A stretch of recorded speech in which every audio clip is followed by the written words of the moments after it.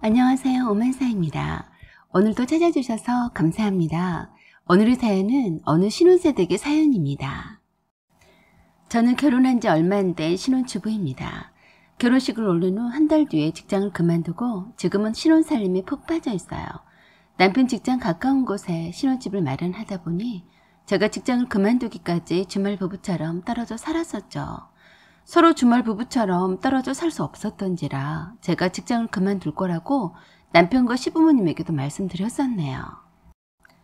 결혼식을 올린 후 제가 직장을 그만두기까지 한 달 동안은 주말을 제외하고는 시부모님이 하루가 멀다 하고 거의 매일 남편이 혼자 있는 신혼집에 찾아오셔서 아들집이 시부모님의 집인 것처럼 수시로 오셨다 가시곤 했습니다. 남편은 7급 공무원이고 저보다 6살 연하입니다. 아직 남자 나이로는 이른 나이에 결혼을 빨리 하는 편이었어요. 모두 저 때문이었죠. 혹시 오해는 말아주세요. 혼전 임신으로 결혼을 서둘러 한 건 아닙니다. 남편에게는 제가 첫사랑이고 첫 여자였어요. 저는 물론 아니었죠. 결혼할 뻔한 남자도 여럿 있었고 사귀던 남자도 여러 명이었어요. 하지만 제가 나이가 많다 보니 저희 친정부모님이 결혼을 서두르셨습니다. 물론 남편이 저를 많이 좋아하는 걸 아셨기 때문이었죠. 하지만 시부모님이 처음엔 반대를 많이 했습니다. 나이 차이 때문이었고 남편이 공무원 시험 합격 후에 처음 부임을 받은 지 얼마 안 된 상태라서 결혼이 급할 것도 없으셨던 거죠. 그런데다가 늙은 여우한테 홀렸다고 생각하신 것 같았어요. 세상 물정도 하나도 모르고 공부만 하다가 부모님 품에서 잠깐 나와 있는 사이에 말도 안 되는 여자 게임에 빠졌다고 생각하셨던 겁니다. 그래서 결혼하기 전부터 우여곡절이 많았어요. 남편은 그야말로 맘마보이였습니다. 시부모님께는 세상에 둘도 없는 부모 말을 잘 듣는 착한 아들에다가 효자였기 때문에 남편에 대한 애정이 남달랐습니다. 그 나이 되도록 한 번도 이성과 교제를 한 걸 해본 적이 없었다는데 그 이유가 참 걸작이었어요. 쓸데없이 이성 교제를 하게 되면 시간 낭비 그리고 돈 낭비 그리고 공부에 집중을 하지 못하게 되는 원흉이니 절대로 여자는 사귀지 말라는 시어머니 엄명 때문이었다더군요. 여자는 정신을 흐트러뜨리는 요물이라고 했답니다. 그래서 단 한 번도 미팅이나 선팅도 해본 적 없었고 할 생각도 하지 않았다고 했습니다. 하지만 저는 그런 점이 참 매력적이었고 좋았습니다. 요새 보기 드문 순정파 남자이기도 했고 이기적이고 계산적이지 않아서 너무 마음에 들었어요. 이런 남자라면 결혼을 해도 평생 한눈 팔거나 하진 않을 거란 확신이 들었기 때문입니다. 그동안 여러 명의 남자와 교제를 해봤지만 다들 하나같이 결국에 속물들였거든요. 겉만 번지를 하고 잘 포장된 인간들의 껍질 속엔 아무것도 없었던 거예요. 사실 따지고 보면 저야말로 된장녀라고 할 만큼 이것저것 저울질을 했던 여자였습니다. 그래서 의사나 변호사인 조건을 갖춘 남자들도 많이도 만났어요.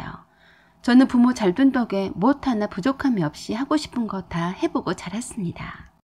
공부에는 영 취미가 없어서 영어라도 배울 겸 일찌감치 부모님이 미국에 유학도 보내주셨고요. 향수병 때문에 한국에 돌아와서는 부모님이 소개해 주신 직장에 취업했다가 남편을 만나게 되었던 거예요. 직장에서 받은 급여가 얼마 되지 않아서 돈 아끼지 말고 잘 쓰고 살라고 하실 만큼 저희 친정 부모님의 경제력은 제겐 큰 힘이 됩니다. 남편은 아직까지 돈 때문에 자동차를 가지고 있지 않지만 친정 부모님이 저에게는 처음부터 외제차를 몰고 다니라고 선물해 주셨어요. 그리고 직장과 집이 멀었던 관계로 바로 직장 근처에 새 아파트를 바로 사주셨었죠. 저는 혼자 살고 있었음에도 34평의 새 아파트에서 생활했어요. 해외여행과 명품백 구입하는 것은 제겐 그다지 사치도 아니었습니다. 늘 풍족했기 때문에 돈이 부족하면 어떤 불편함이 있는 줄은 솔직히 모르고 살았어요. 그런데 남편을 만나고부터 참 신기했어요. 보기 드물게 검소했거든요. 보통 제가 만났던 남자들은 저한테 잘 보이기 위해서 없어도 없는 티를 내고 싶어하지 않았던 것 같았는데 남편은 전혀 없는 것을 부끄러워하지 않았습니다. 솔직한 모습이 보기 좋았어요. 얼마 되지 않은 월급이었지만 아끼고 아껴서 연금저축이나 적금에 몽땅 불입하는 것 같았어요. 그래서 늘 남편은 연애할 때도 가난했습니다. 커피값이 비싸다며 카페 가는 걸 두려워했고 식당밥보다는 오피스텔에서 함께 있는 반찬에 밥 해먹기를 원했어요. 이상하게도 그런 남편이 무척 마음에 들었습니다. 대부분의 남자들은 없으면서도 있는 척해가며 자기 형편을 생각지도 않고 돈을 물쓰듯이 썼었는데 남편은 그런 사람들과는 차원이 달라 보여서 이런 사람과 결혼해서 살면 걱정이 없겠다는 생각을 했습니다. 여러 조건 좋은 남자들을 만나보니 허세가 없고 진실하고 안정감과 믿음을 주는 남자가 최고의 신랑감으로 생각되었었죠.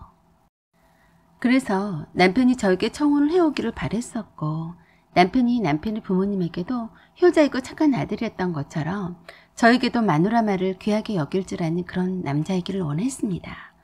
물론 제가 원한 바대로 역시나 남편은 저밖에 모릅니다. 제가 하자는 대로 모두 오케이 하는 편이죠. 저는 지금도 그런 남편이 너무 마음에 듭니다. 아무리 마마보이라고 하지만 결혼만큼은 자기 뜻을 굽히지 않았었죠. 결혼 전에 남편을 계속 지켜보시던 저희 친정 부모님도 남편을 마음에 들어 하셨습니다. 사위는 아들을 새로 드리는 거라고 하시면서 모든 결혼식 준비에 들어가는 비용을 다 책임지겠다고 하셨어요. 새로 아들을 맞이하는데 아까울 것이 없다고 하셨어요. 그래서 저와의 결혼을 반대하던 당시 예비 시부모님에게 신혼집과 혼수를 모두 다 잘해서 시집 보내겠다고 말씀하셨습니다. 그때까지도 시부모님은 결혼을 승낙하지 않으셨는데 남편에게 그러셨다더군요. 저희 친정 부모님의 사업체가 있는 곳을 방문해보고 싶다고 했답니다. 결혼시키려고 거짓부렁인 예비 사돈들도 허다하다는데 말로만 믿을 수가 없다고 하셨다고 했다네요. 저희 친정 부모님 운영하시는 사업체는 구체적으로는 말씀드릴 수가 없지만 세 군데였어요. 얼마나 잘 사는 집의 여식인지 직접 확인하신다면서 그 세 곳의 사업체를 직접 찾아오시기도 했습니다. 좀 웬만큼 사는 집의 딸인가 보다 했던 모양인지 그 뒤론 태도가 180도 달라졌어요. 저도 하는 수 없이 남편에게 저희 친정집의 경제력을 시부모님에게 어필하도록 하게 했습니다. 정말 놀랍게도 시부모님이 그때부터 결혼을 무작정 반대하시진 않았어요. 저를 불러다 대놓고 말씀하시진 않으셨지만 남편에게 그랬다더군요. 잘 사는 집의 딸이라면 혼수를 잘해서 보내올 텐데 신혼집과 결혼식 비용 일체를 다 부담하겠다고 하는 말을 어찌 고지고대로 믿을 수 있겠냐고 하셨대요. 결혼을 반대하니까 그냥 해본 말이 아니냐고 하시더래요. 그리고 남편에게 하소연하시더랍니다. 신혼집은 신랑 측에서 장만해 올지만 돈이 없어서 못 해주니 결혼을 허락하더라도 당장 결혼식은 힘들겠다고 하셨답니다. 그런 말을 전해들은 저희 친정 부모님이 직접 신혼집 새 아파트를 사서 계약 문서를 시부모님께 보내드렸더니 직접 중개 계약했던 공인중개사 사무실을 찾아가서 사실 확인을 했다더군요. 신혼집은 저희 친정 부모님이 장만하셨지만 남편과 공동 명의로 했고 남편 앞으로 대출도 받지 않았다는 점을 확인하고서는 결혼을 승낙했습니다. 저와 남편의 결혼의물과 시부모님의 한복과 정장까지 그리고 남편의 여동생의 옷과 명품백까지 모두 다 저희 친정 부모님이 다 해주셨습니다. 남편의 여동생의 옷과 명품백을 살 때나 혼수 살림을 살 때도 영수증을 필히 요구하셨어요. 혹시나 저의 개인 카드나 남편 카드를 쓰지 않나 하고 확인하고 싶어 하셨습니다. 부모님의 신용카드를 써줄 것을 요구하셨죠. 행여라도 저와 남편 돈으로 결제하는 것 아닌가 하고 의심한다고 들었습니다. 상견례에서 시부모님이 예단의 형식은 없애자고 하셨는데 그저 지날 수가 없어서 적지 않은 돈을 예단 비용으로 시부모님에게 드렸습니다. 그런데도 신부인 저에게 예물 비용으로 남아 한 푼도 쓰지 않으시더군요. 결혼식 당일날 식당 비용도 친정 부모님이 신랑 측 식사비까지 모두 다 계산했습니다. 결혼식이 끝났는데도 식사비 청구서를 쳐다보면서 자꾸 계산을 미루고 있어서 예식장 직원이 인상을 찌푸리길래 그냥 저희 친정아버지가 계산하셨다고 했습니다.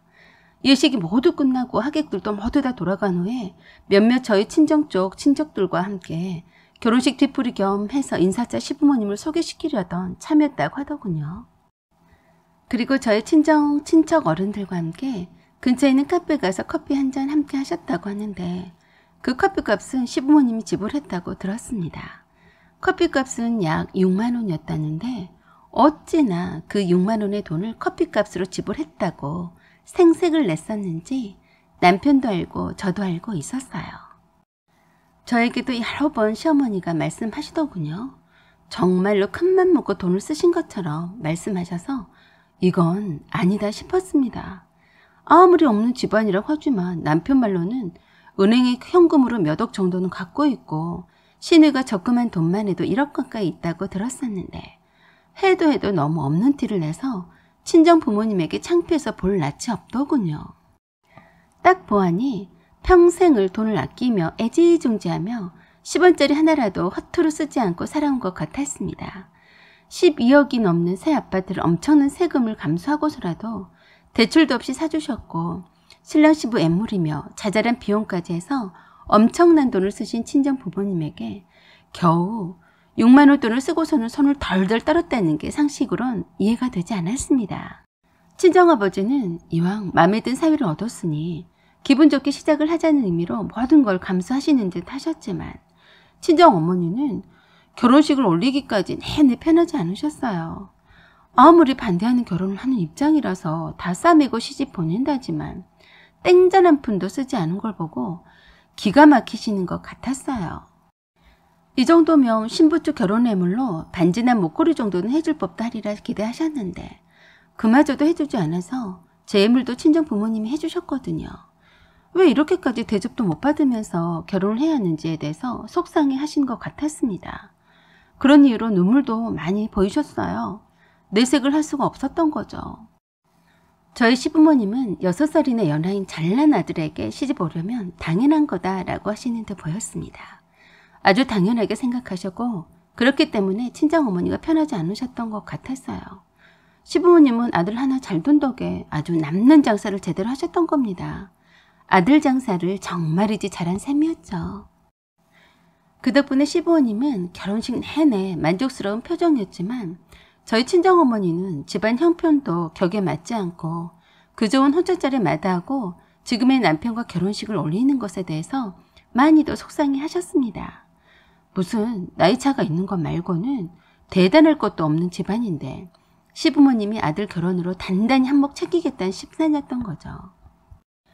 어느 정도 인간사회에는 가는 게 있으면 오는 것도 있어야 하는데 친정 부모님이 여러 번 선물을 보내셨는데도 단 한 번도 답례 선물을 한 적이 없으셨어요.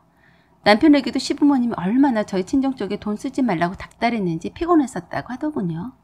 남편의 돈 관리는 시어머니가 다 하고 있었기 때문에 쓸래야 쓸 돈이 없었습니다. 제가 회사를 그만두면서 기존에 살던 아파트를 팔면서 신혼집에 남편과 함께 살면서부터 일이 터지기 시작했습니다. 결혼 전에도 남편에 대해서 하나부터 열까지 다 꿰뚫고 있어야 직성이 풀렸던 시어머니가 맘대로 드나들었던 신혼집에 며느리가 있자 많이도 불편했던 모양이에요. 직장을 그만두고 신혼집에 들어온 저를 탐탁치 않게 생각하는 듯 보였어요. 그리고 제 개인 물건들이 많은 걸 보고도 입을 쩍 벌리더라고요. 그도 그럴 것이 시어머니 아들은 몸만 딸랑 왔는데 당연한 것 아니겠어요? 눈치도 없이 며느리가 있는 신혼집에 자주 들락거리고 싶어 하더군요. 그래서 제일 먼저 제가 집 비번을 바꾸고 주방 이쁘게 진열해 놓았던 신혼식기들과 아기자기한 도자기 소품들을 시어머니가 거추장스럽다고 채워놓았길래 다시 세팅해 놓았습니다. 시어머니가 요리를 잘 못하시는 편이라 친정어머니가 해주신 요리로 전부 다 냉장고에 넣어두었습니다. 그리고 기존 아파트에서 짐을 옮겨오면서 신혼집을 다시 재정비했어요. 제 물건을 모두 다 가져온 거였어요. 그러면서 그동안 사모았던 명품 백들과 옷들이 많아서 옷방이 따로 필요해서 방 하나를 리모델링해서 맞춤형으로 옷방을 근사하게 꾸몄어요.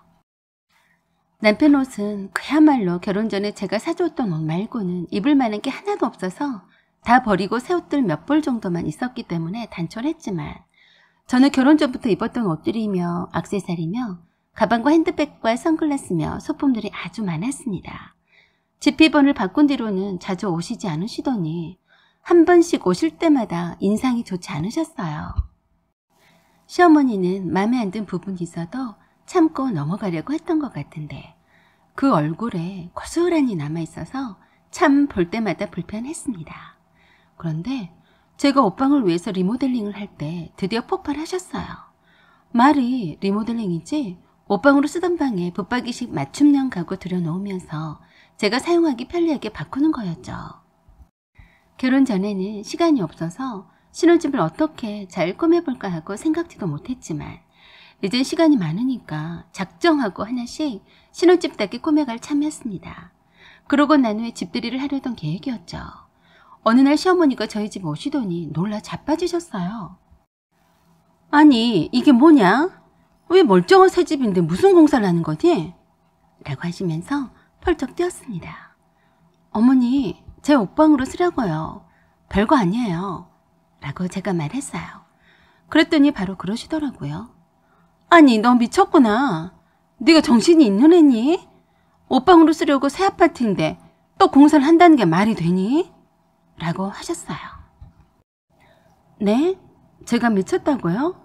어머니, 어떻게 그런 말씀을? 아니, 그럼 네가 미치지 않고서야 멀쩡한 새 집을 뜯어 고치는데 어휴, 기가 막혀서 말이 안 나오네. 라고 하면서 화를 내시는데 제가 더 기가 막히더라고요. 내가 그동안 너 하는 걸 보고 참고 기다려주려고 했다만 안 되겠다, 너. 우리 집 식구가 된 이상은 이대로는 못 본다. 라고 하셨어요. 안방에 드레스룸이 따로 있는데 거기를 쓰면 되지 못할 옷방을 따로 써야니? 네 남편 월급이 얼마나 되는 줄은 알아? 200만 원 안팎인데 무슨 돈이 있어서 생돈지랄을 하는 거니? 정신이 있는 거니?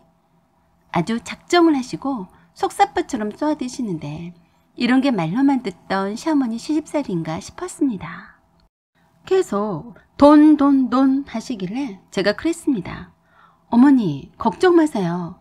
어머니 아드님 돈을 아직까지 구경도 못 해봤어요. 다 제 돈으로 한 거니까 걱정 마시고 화 푸세요. 라고 했더니 더 열받으셨는지 고래고래 소리 지르셨습니다. 아니, 지금 내 아들 돈 썼다고 내가 지금 이러는 거니? 네 돈이든 내 아들 돈이든 한 푼이라도 아껴 써야지 않니? 라고 하셨어요. 네가 부잣집 딸이란 건 알고 있다만 우리 집은 너희네 집처럼 부잣집이 아니라서 아껴 쓰고 살아야만 살 수 있어. 언제까지 시집간 딸에게 너네 부모님이 돈을 대주실 것 같니? 정신 차려라. 라고 하면서 한심한 며느리라고 통탄하시면서 자기 아들 인생 종치게 하는 거 순식간이라면서 제가 씀씀이가 해프다고 지적하는데 참 이해가 안 되고 화가 났습니다. 내가 못된 시어머니라고 소리를 들어도 어쩔 수가 없다. 내 아들 앞길을 며느리가 맡게 된다면 어떻게든지 며느리 교육을 내가 시키는 수밖에. 라고 하시면서 남편에게 하던 것처럼 이것저것 간섭하겠다고 하셨어요. 정말 어이가 없었습니다.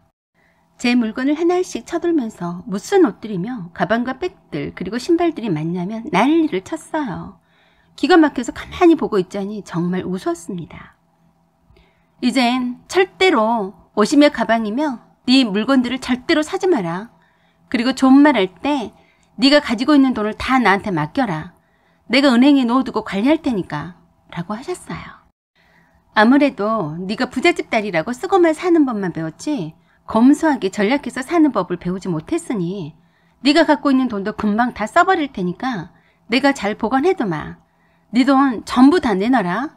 하고 억지를 썼습니다. 네? 제 돈을요? 그래. 네가 나이가 있어서 살림을 잘 할 줄 알았더니 큰일 나게 생겼다. 돈 무서운 줄도 모르고. 라고 하셨어요.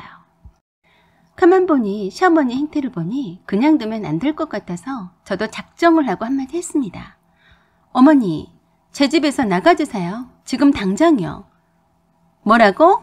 시애미한테 나가라고 했니? 그래서 제가 말씀드렸습니다. 네, 여기는 어머니 집이 아니고 제 집이니까요. 어머니가 나가셔야죠. 라고 했습니다. 다음부턴 이러실 거면 오시지 마세요. 저는 어머니랑 다투고 싶진 않기 때문에 오시지 말라는 겁니다. 뭐라고? 며느리가 시어머니한테 그렇게 함부로 말을 해도 되는 거니?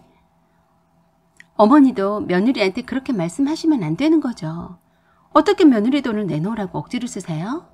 제가 돈이 있어 보이니까 탐이 나신 것 같은데 어림없네요. 라고 했습니다. 그리고 나가시라고 문을 활짝 열어드렸습니다. 그랬더니 약이 오르셨는지 계속 잔소리를 하시더라고요. 이젠 결혼했으니 됐다 이거구나. 나이도 많은 것이 어린애를 채갔으면 나이 먹은 값을 해야지. 아직도 속없이 흥청망청 돈 쓸 궁리나 하고 있으니 난 절대로 그 꼴 못 본다. 내가 너를 제대로 교육시켜야겠어. 라고 하셨습니다. 그래서 제가 시어머니를 똑바로 쳐다보고 말씀을 드렸습니다. 어머니, 제 나이값은 다 치른 것 같은데요. 어머니 아들 장가 보내면서 딱 6만 원 커피값만 드셨잖아요. 이래저래 14억 넘게 그 값을 비싸게 치렀는데 이제 와서 결혼했으니 됐다 이건가요? 왜요? 그 나이값을 더 치르라고 하실 건가요? 적당히 하세요. 속 보입니다. 라고 했습니다. 뭐라고? 속 보인다고? 너 말 다 했니? 그러자 제가 눈 하나 깜짝하지 않고 답했습니다. 아니요. 말 다 못했습니다. 할 말이 아직도 더 많아요. 어머니 하는 것 봐서 할 겁니다. 아들 하나 잘 키운 덕에 남는 장사 했으면 적당히 물러설 줄도 아셔야죠. 어디 또 한번 훑어잡수시려고 하시는 거예요. 그래서 속이 보인다는 거네요. 라고 했어요. 미리 말씀드리지만 어머니가 한마디 하시면 저는 2마디 3마디로 어머니에게 답할 거고요. 어차피 저를 탐탁치 않게 여기셨었는데 저희 집안에 돈 보고 어머니 아들을 내주신 거잖아요. 그래서 어머니에게 이쁨 받을 생각은 처음부터 없었으니 기대도 하지 않을 거예요. 하지만 제 돈에 침을 흘리시고 눈독을 들이신다면 용납하지 않을 거예요. 라고 했습니다. 저는 어머니 아들이 아니란 걸 잊지 말아주세요. 예의 없이 며느리네 신혼집에 무턱대고 자기 집처럼 찾아오는 것도 하지 마시고요.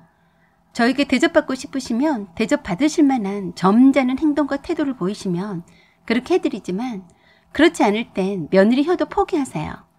잘난 척 하시면서 겨우 6만 원으로 장가 보내고 나이값 운운하시면 곤란하죠. 안 그래요? 라고 했습니다. 그랬더니 화가 머리 끝까지 났는지 엄청 소리를 질러댔습니다. 그래서 이웃집 창피해서 조용히 더 이상 말을 하지 않고 집에서 나갈 때까지 제 방에 들어가서 문 잠그고 있었어요. 그리고 남편에게 전화해서 자초지종을 간략히 말하고 어머니가 화가 나서 계속 소리를 질러대고 있으니 잘 달래서 집에서 돌아가시게 해달라고 했습니다. 거실에서 남편 전화를 받던 시어머니가 한참을 하소연하는가 싶더니 남편에게도 소리를 고래고래 지르고는 집을 나갔습니다. 아마도 남편이 왜 자기한테 하는 것처럼 저에게 했었냐고 타박하는 것 같았어요. 이젠 결혼했으니 어린애가 아니고 엄연한 성인이고 이제 각 결혼한 며느리한테 할 소리 안 할 소리를 분간 못하고 했냐고 했다더군요. 그리고 며느리가 함부로 시어머니한테 자기 집이라면서 오지 말라고 했다면서 분통이 터진다고 했더니 남편이 그랬답니다. 엄마, 지연이 말이 하나도 틀리지 않았네. 거기 지연이 집이지 엄마 아들네 집이 아니야. 난 몸만 갔잖아. 엄마 잊었어? 지연이 아버지가 그 집도 다 사주신 거고 엄마 아빠가 보태준 거 하나도 없잖아. 라고 했어요. 지연이가 자기 집에 못을 박든 고치든 자기 집에 하는 건데 엄마가 무슨 사관을 해요? 당분간 저희들 집에 오지 마세요. 결혼한 지 얼마나 되었다고 벌써 며느리한테 교육하네 만회하세요. 아, 그리고 엄마 아빠가 평소에 돈에 집착하셔서 그러시는 줄은 알겠는데 지연이네 집은 우리 집과는 수준이 달라요. 우리 집은 무조건 돈을 쓰지 못하게 하지만 지연이네 집은 돈 굴리는 법을 장인 장모님한테 잘 배워서 저보다 많은 걸 알고 있어요. 많이 벌어서 잘 쓰고 사는 집인데 무조건 쓰지 말자는 우리 집과는 완전 다르다고요. 엄마, 제발 부탁인데 창피하니까 더 이상 예전에 저에게 하던 것처럼 지연이한테 하지 마세요.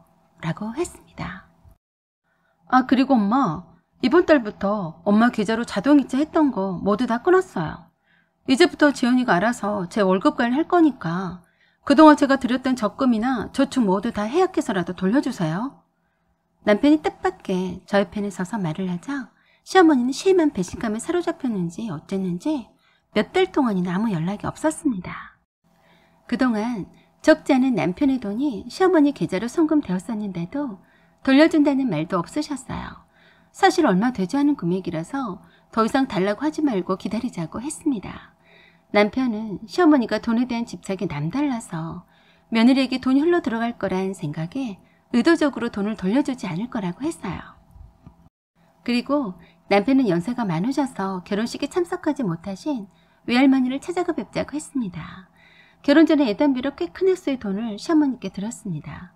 시어머니께 남편의 외할머니와 이모들에게 예단을 문의하자 시어머니가 돈으로 주면 다 알아서 하겠노라고 해서 드렸던 거였어요. 그런데 남편이 넌지시 어찌했는지 물었더니 이모와 외할머니는 예단을 생략한 줄 알고 있어서 주지 않아도 된다고 했다네요. 그래서 예단은 아무것도 해주지 않았다고 했습니다. 남편이 외할머니와 이모들에게 드리라고 준 돈인데 왜 안 드렸냐고 하니까 쓸데없이 돈 아깝다며 주지 않아도 될 돈을 왜 굳이 줄 필요가 있냐고 하시더랍니다. 그 말을 듣고 참 놀랐어요. 적은 돈도 아니었는데 그럴 수도 있는 거구나 하고요. 정말 이상하더라고요. 하는 수 없이 예단에 준해서 남편의 외할머니와 이모들에게 선물을 따로 준비해야 했습니다. 시댁 식구들의 집들이도 당분간 무기한 연장하자고 했습니다. 꼭 해야 될 필요는 없다고 남편이 못을 박았습니다. 시어머니는 남편이 결혼한 후로 고분고분해지지 않고 며느리 편만 든다고 많이 서운해하고 있을 게 분명한데 남편은 알고 있으면서도 시어머니를 달래려고 하지는 않았습니다. 남편이 그러더군요. 지금은 시어머니가 잘 살고 있으니 이제는 돈에 대한 집착도 버리고 사셨으면 좋겠는데 아직도 못 버리고 사시는 게 안타깝다고 했습니다. 외할머니에게는 장녀이셨던 시어머니는 동생들이 이모들에게도 어찌나 야박하셨는지 모두들 거리를 두고 사는 모양새라고 했습니다. 남편은 외할머니에게조차 인색했었던 시어머니는 외할머니와도 사이도 좋지 않은 편이라고 하더군요. 아무튼 당분간 시부모님이 섭섭하더라도 자주 만나면 안 되겠다며 거리를 두자고 했습니다. 시어머니 성격에 한번 간섭하고 잔소리하기 시작하면 끝도 없이 할 거라고 했습니다. 그 이후로 시부모님은 찾아오진 않았습니다. 저도 따로 연락은 하지 않았고 남편도 따로 연락하는 것 같지 않았어요. 남편은 결혼 전에 착한 아들로 말 잘 듣는 마마보이 아들로 살아들였으면 된 거라고 하더군요.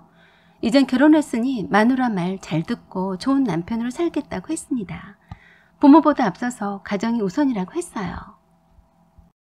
아무리 부모님이라도 남편 하나만 믿고 결혼을 해준 저에게 함부라는 것은 용납을 하지 않겠다고 했습니다.